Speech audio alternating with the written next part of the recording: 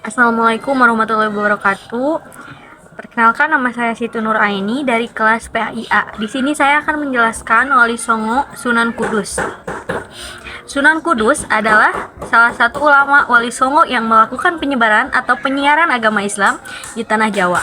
Ia terkenal sebagai Sunan yang mampu menyebarkan agama Islam melalui pendekatan kebudayaan tanpa melakukan kekerasan.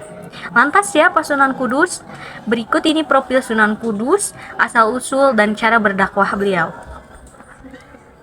Asal-usul Sunan Kudus, Ja'far Shadiq atau yang akrab dikenal dengan Sunan Kudus merupakan salah satu penyebaran agama Islam di Pulau Jawa, khususnya di daerah Kudus, Jawa Tengah. Sunan Kudus adalah putra dari Raden Usman Haji alias Sunan Ngudung di Jipang, Panolan, letaknya di sebelah utara kota Blora, dengan Saripah Dewi Rahil binti Sunan Bonang. Di dalam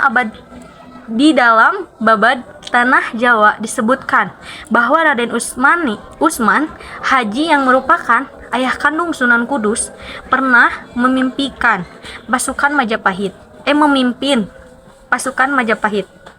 Sunan Ngudung selaku Senopati Demak bertarung dengan sengit melawan Raden Husain atau Adipati Terung dari Majapahit. Dalam pertempuran tersebut Sunan Bonang gugur sehingga kedudukannya sebagai Senopati Demak digantikan oleh Sunan Kudus.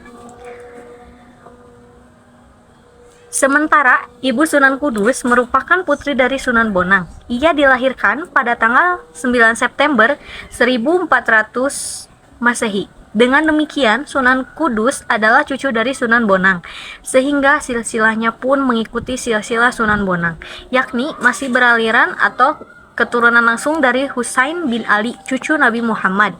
Namun, terdapat sejumlah versi lain mengenai asal-usul Sunan Kudus. Ada yang mengatakan bahwa Sunan Kudus merupakan cucu Sunan Ampel.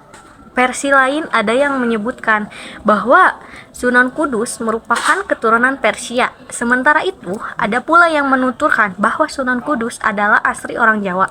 Akan tetapi, jika dilihat berbagai macam versi tersebut, yang paling rasional adalah versi pertama, yang menyebut bahwa Sunan Kudus merupakan cucu Sunan Bonang. Sekarang saya akan menjelaskan cara berdakwah Sunan Kudus.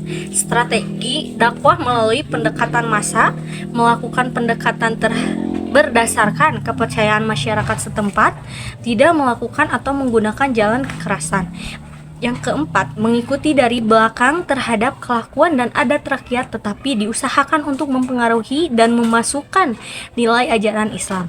Yang terakhir, menghindari konfrontasi secara langsung dengan prinsip mengambil ikan tanpa membuat keruh airnya.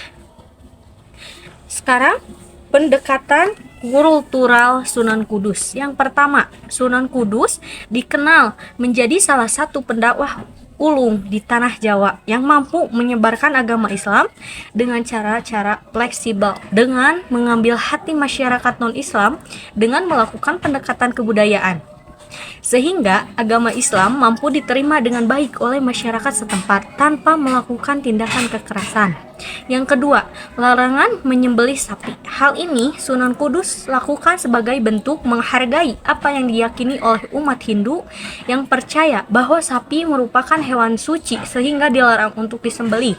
Selain itu, Sunan Kudus juga membuat menara layaknya candi, namun menara tersebut tidak dijadikan sebagai tempat pemakaman raja atau menyembah roh leluhur, melainkan tempat mengumandangkan azan. Yang ketiga, membuat padasan atau tempat wudu dengan pancuran berjumlah 8. Hal ini Sunan Kudus lakukan sebagai bentuk upaya melakukan pendekatan terhadap umat Buddha, di mana jumlah pancuran tersebut bermakna jalan berlipat 8 atau Sangkiha Marga. Yang keempat, yang terakhir, menyelenggarakan selamatan mitoni. Sunan Kudus tidak melarang acara selamatan atau mitoni yang dilakukan oleh masyarakat setempat. Namun, Sunan Kudus melakukan perubahan dan memasukkan nilai-nilai Islam dalam setiap rangkaian acaranya. Misal, mengubah permohonan doa kepada dewa menjadi